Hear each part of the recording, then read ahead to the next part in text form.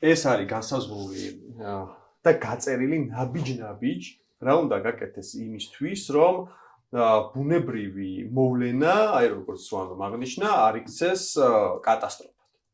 ის რომ გაწვიმდება არ იქცეს მეწყერად, თოვლი არ იქცეს ჩამკეტავო და ადამიანებისთვის სიცოცხლისთვის საფრთხის შემცველ მოვლენად და ასე შემდეგ. კითხვა, რომელიც ჩვენმა მაყურებელმა დასვა, კი, ერთი შეხედვით, პირველად ეგ კითხვა ჩნდება, რომ აბა რა არის, თოვა სხვაში აჩერებს, ეხლა მთავრობა.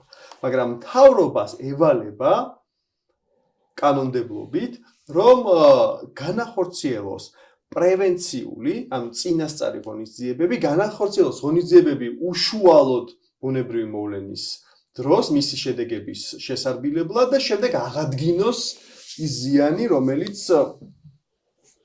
ამ დროს წარმოიშობა სტიქიის შემდეგ.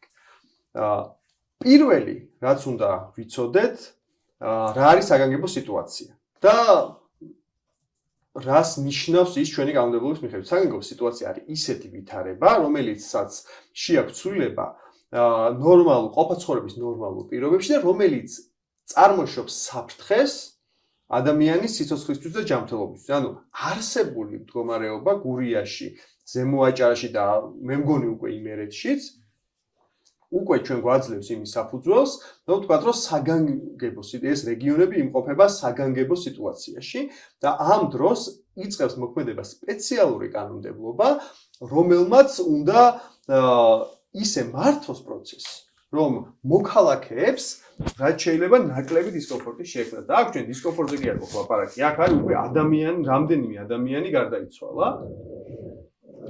ცნობები ამის შესახებ ჩვენამდე აღწევს და არსებობს მთელი Facebook ჯგუფები და ინიციატივები, სადაც იწერება ათობით ადამიანი, რომ ისინი არიან ჰუმანიტარული საჭიროების ქვეშ. რა არის ახლა? აი ამ ყველაფრის, ამ სიტუაციის სიმძიმის შეფასების შემდეგ, რა არის ის, რაც უნდა გაეკეთებია ხელისუფლებას. პირველ რიგში, ჩვენ უნდა ვიცოდეთ, რომ საგანგებო სიტუაციის მართვაზე პასუხისმგებელი არის მთავრობა, შინაგან საქმეთა სამინისტრო და უფრო კონკრეტულად საგანგებო სიტუაციების მართვის სამსახური, რომელიც არის ეროვნული სისტემის წამყვანი ორგანო. იმიტომ რომ არსებობს საგანგებო სიტუაციის მართვის ეროვნული სისტემა. და აი შენ წარმოადგინე ხა ეს საიტები და პეიჯები. მართლა შეგვიძლია ნახოთ აი მაგალითად გურიის რწმუნებულის პეიჯი, რომელიც ასევე სრულად სარიელია და არაფერი ახალი არ აქვს. ხო, ეს რაც გვაჩვენებს, რომ მოქალაქეთა ინფორმირება, რაც არის ერთ-ერთი მნიშვნელოვანი ელემენტი კრიზისის მართვის, მთლიანად ჩავარდნილია. მოქალაქეებმა არ იციან, სად დარეკონ, ვის დაუკავშირდნენ, საიდან მიიღონ ინფორმაცია, არსებობს მხოლოდ და მხოლოდ 112, რომელიც ცენტრალიზებული წყარო არის ინფორმაციის მიღების, მაგრამ არ არსებობს რაიმე ცხელი ხაზი კონკრეტულად იმ რეგიონში, რომელიც არის საფრთხის ქვეშ. ერთადერთი ცხელი ხაზი აქვს შექმნილი ლანჩხუთის მუნიციპალიტეტს, სადაც ასევე შექმნილი არის ადგილობრივი საგანგებო შტაბი, რომელსაც ხელმძღვანელობს ლანჩხუთის მუნიციპალიტეტის მერი.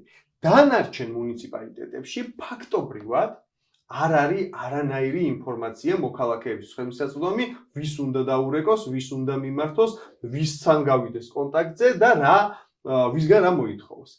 ესეც ახლა რატო არის პრობლემა? ადგილობრივი საგანგებო შტაბი უკვე რომ ერთ მუნიციპალიტეტში მუშაობს, ესეც უკვე შეცდომა არის. იმიტომ რომ ეს არ არის მუნიციპალური პრობლემა უკვე, ეს არის ლამის ნახევარი საქართველოს პრობლემა. სულ ცოტა ეს უნდა იყოს რეგიონებად დაყოფილი, გურია, აჭარა, იმერეთი, სულ ცოტა თუ არა მთელი დასავლეთ საქართველო გაერთიანებული ამ ერთიანი მართვის შტაბის ქვეშ. იმისთვის რომ არსებობდეს მართვის ერთიანი სისტემა, მით უმეტეს რომ ძალიან მკაფიოდ გამოჩნდა ის რომ ჩვენი ხელისუფლება ამ მომენტში არ არის რესურსების დეფიციტის ქვეშ. მას არ ყოფნის ტექნიკა, რომ გაწმენდითიან სამაშველო სამუშაოები აწარმოოს. ანუ ერთი არის რომ გაწმინდო თოვლისგან გზა. მეორე არის რომ უკვე რომ ვიღაცას დახმარება სჭირდება გაუწმენდავ გზაში, როგორ უშველო მას, ანუ სამაშველო ტექნიკა ცალკე სჭირდება, გაწმენდის ტექნიკა ცალკე სჭირდება და ორივეში დეფიციტი აქვს როგორც ჩანს რა. იმიტომ რომ ამას აჩვენებს ის მოთხოვნები, რაც უკვე სოციალურ ქსელში ძალიან თვალსაჩინოა, ამას აჩვენებს ის რომ ჩვენ გვაქვს მსხვერპლი სამწუხაროდ და უნდა მიუსამძიმროთ ამ ადამიანების ოჯახებს და ამას აჩვენებს ის რომ უკვე ძალიან დიდი მოხალისეების ჯგუფი დაიძრა. თვითონ იმიტომ რომ არის განცდა და სხვა რეგიონიდან არის განცდა იმისა რომ ხელისუფლება ვერ უმკლავდება ამ გამოწვევას. ეხლა დავდივართ მეორე საკითხზე, ინფორმაციული ნაწილი მოვრჩით, გადავიდეთ შემდეგ საკითხზე, ეს არის ძალების მართვა და რესურსების მართვა. აქ რამდენიმე საკითხი შევიდეთ, ტექნიკაზე უკვე ვილაპარაკე, მოხალისეებზე ვთქვათ, სპეციალური ბაზა არსებობს მოხალისეების, რაც უნდა დარეგისტრირდე და მე როცა კრიზისი წარმოიშობა, სახელმწიფო თვითონ გიკავშირდება შენ, რომ აი მოხალისედ რო ხარ დარეგისტრებული, მოდი. თუ მოხალისედ არ ხარ დარეგისტრებული, შენ მოხალისეობის უფლებაც კი არ აქვს. შენ შეგიძლია იყო მხოლოდ დამხმარე და ისიც ესე შენ თვითნებურად კი ვერ ჩახვალ და სადაც გინდა გზის გაწმენდას კი ვერ დაიწყებ. უნდა მიხვიდე შტაბში, ოღონდ მთელი ამბავი ის არის რომ შტაბი არ ვიცით სად არის, ვიცით მარტო ლანჩხუთის შტაბი, დანარჩენი შტაბი არსად არ არის ინფორმაცია, სად უნდა მიხვიდე და როგორ შესთავაზო შენი დახმარება და შეგიძლია მიხვიდე დამხმარე და იქ უკვე საგანგებო სიტუაციების მართვის სამსახურის წარმომადგენელი განაწილებს შენ შესაბამის ქვედანაყოფში. მაგრამ ეს პროცესი როგორ შენჯერ არ დაწყებულა, ანუ არ არსებობს ამაზე ინფორმაცია და ჩვენ ხელთ არსებული ინფორმაციით მოხალისეებისთვის ჯერ არ მიუმართავს მთავრობას.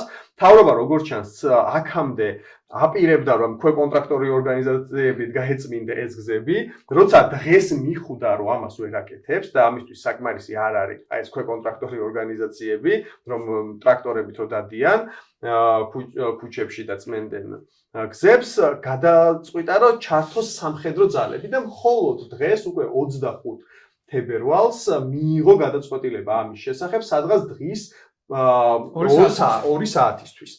რომ გამოიყენოს თავდაცვის ძალები და კონსტიტუციით აქვს ამის შესაძლებლობა პრემიერ-მინისტრს ეს გააკეთოს. მაგრამ პრობლემა რაშია?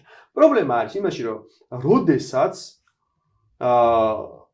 ხდება ცნობილი ხელისუფლებისთვის, რომ ესეთი საგანგებო ვითარება იქნება ქვეყანაში, მას კანონმდებლობით აქვს შემდეგი ვალდებულება. პირველი, საგანგებო სიტუაციის რისკის მართვის გეგმის შემუშავება. ანუ უკვე უნდა არსებობდეს რისკის მართვის გეგმა. ჩვენ რასაც უყურებთ, არავითარი გეგმა, ანუ აქ ან ძალიან ცუდი გეგმაა, ან უფრო დიდი შანსია რომ არავითარი გეგმა არ არსებობს რა. მეორე რაც უნდა გააკეთოს, რისკის შემცირების ღონისძიებების დაგეგმვა. ფაქტობრივად ჩვენ ხედავთ, რომ ან არ დაგეგმილა, ან ცუდად დაიგეგმა. იმიტომ რომ უბრალოდ ცხელი ხაზებიც კი არ არის, უბრალოდ ინფორმაციაც კი არ არის, შტაბებიც კი არ არის, გახსნით სადაც მოქალაქეებზე იგივე მოხალისის დამხმარეებს შეუძლიათ მივიდნენ და ან ინფორმაცია მიიტანონ და ეს პროცესი მართონ. Facebook-ზე აგროვებენ ინფორმაციას მუნიციპალიტეტის თანამშრომლები, მე რაც რამდენიმე შევნიშნე ახლა ჩემი თვალით. ჰუმანიტარული დახმარების ღონისძიებები, ხო? ესეც არის დატოვებული საზოგადოებრივი ხარდაჭერის და სოლიდარობის იმედად. და ეთერში შესვლამდე ვკითხულობდი, რომ 82,000 ლარზე მეტი, შეიძლება ეხლა უკვე 90,000-მდეც კი არის ასული და ძალიან მაღალი სოლიდარობის იმას აჩვენებს ჩვენი მოქალაქეები, მაგრამ აი ჰუმანიტარული ფონდიც კი შექმნილი არის კერძო ინიციატივით. და ისიც კი არ ვიცი, სახელმწიფო იმასაც კი არ გვეუბნება, სჭირდება თუ არა საზოგადოების დახმარება ამ ჰუმანიტარული რესურსების მოგროვებით. შემდეგი საკითხი, ეხლა რაც ამას მოვრჩით, უნდა გავამახვილოთ ყურადღება იმაზე, თუ როგორ მთავრობის როლი რა არის. მთავრობის როლი არის წამყვანი. როდესაც საგანგებო სიტუაცია წარმოიშობა ქვეყანაში, ის უკვე ხდება ეროვნული მნიშვნელობის პრობლემა. კი, შეიძლება ის იყოს ერქვას ადგილობრივი საგანგებო სიტუაცია, მაგრამ მას ადგილობრივი ხელისუფლება კი არ მართავს ცენტრალური ხელისუფლება. იქმნება ადგილობრივ დონეზე მაგალითად საგანგებო შტაბი, საგანგებო სიტუაციების მართვის სამსახურის უფროსის წარდგინების საფუძველზე შინაგან საქმეთა მინისტრის აქტით.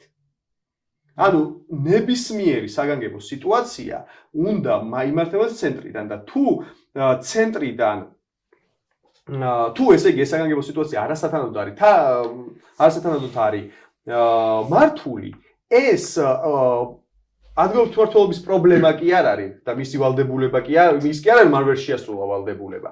ანუ მე ახლა ამას რატომ ლაპარაკობ, რომ გამოუკვეთო ვინ არის პასუხისმგებელი ამ შემთხვევაში. პასუხისმგებელი არის მთავრობა, იმიტომ რომ მთავრობას ევალება აი სადღაც ერთ სოფელში თუ არის საგანგებო სიტუაცია, იმის მართვაც კი მთავრობას ევალება. კი, მე შეიძლება აქტით დანიშნოს, როგორც მაგალითად ლანჩხუთში არის დანიშნული მერი კოორდინატორად, მაგრამ პასუხისმგებლობა მთლიანად არის მთავრობაზე. და მან უნდა გადაწყვიტოს ეს საკითხი. რაც ასევე არ გაუკეთებიათ, ხო? უпростоრად ჩვენ არ ვიცით რა დონეზე გააკეთეს. იმდენად სუდად არის ეს პროცესი ადმინისტრირებული. ანუ საბოლოო ჯამში რომ შევაჯამოთ როგორი სიტუაცია გვაქვს. მთავრობა ვერ ასრულებს საკუთარ ვალდებულებას, მთავრობას არ აქვს კონტაქტი საკუთარ მოქალაქეებთან და საბოლოო ჯამში ამას მივყავართ იქამდე რომ მოქალაქეებს არ აქვთ განცდა იმისა რომ ხელისუფლება შეუძლია კრიზისის მართვას და თვითონ შიშველი ხელებით იწყებენ ორგანიზებას.